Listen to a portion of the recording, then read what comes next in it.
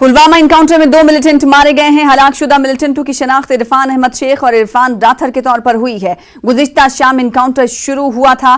फौजी मुहासरे के दौरान मिलिटेंटों ने भागने की नाकाम कोशिश की। फिलहाल मुहासरा और तलाशी कार्रवाई जारी है। पुलवामा इनकाउंटर में 2 मिलिटेंटों को मार गिराया गया है। हलाकशुदा मिलिटेंटों की शनाख्त इरफान अहमद शेख और इरफान राथर के तौर पर हुई है। गुज़िश्ता शाम ये इनकाउंटर शुरू हुआ था। फौजी मुहासरे के दौरान दोनों मिलिटेंटों ने भागने की नाकाम कोशिश की थी।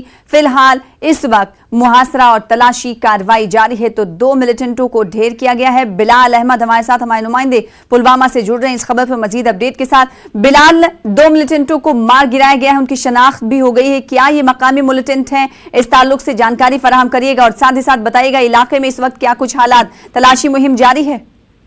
देखिए, ये ऑपरेशन कल शाम को उस वक्त शुरू हुआ जब ये मिलिटेंट एक गाड़ी में जा रहे थे, तो आगे जो नाका लगा था फोर्सेस का, तो उसको पार करने तोड़ने की कोशिश कर रहे थे। तो उसके बाद जो गोलियों का तबादला हुआ, जो काफी देर तक जारी रहा, उस गोली के तबादले में ये दोनों मिलिटेंट मारे गए। ताहम जो देर रात एक मिलिटेंट की लाश बरामद हुई है और आज सुबह दूसरे मिलिटेंट की लाश मेवा बागात, जो नजदीकी मेवा बागात है, वहां पर पाई गई। तो दोनों जो मारे गए मिलिटेंट है ये पुलवामा जिला से ही ताल्लुक रखते हैं।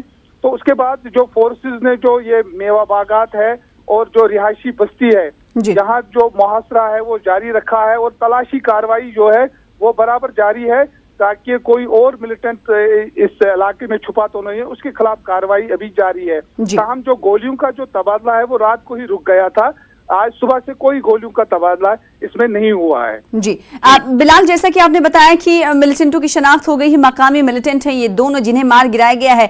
ऐसे में हम देखते हैं कि जब मकामी मिलिटेंट होते हैं तो लॉ एंड ऑर्डर का मसला दरपेश होता है। इस हवाले से क्या कुछ जानकारी, हालात तो कशीदा नहीं इलाके में? देखिए, जो ही ये रात को ये ऑपरेशन हुआ था, आज सुबह जो फोर्सेस है उन्होंने जो पूरा इलाका उसमें उसका जो मुहासरा है वो बढ़ा दिया है। जो पुलिस और सीआरपीएफ को तैनात किया गया, जो इर्द गिर्द का इलाका है वहाँ जो मुहासरा बढ़ा दिया गया ताकि कोई भी लॉ एंड ऑर्डर की जो सिचुएशन पैदा ना हो सके।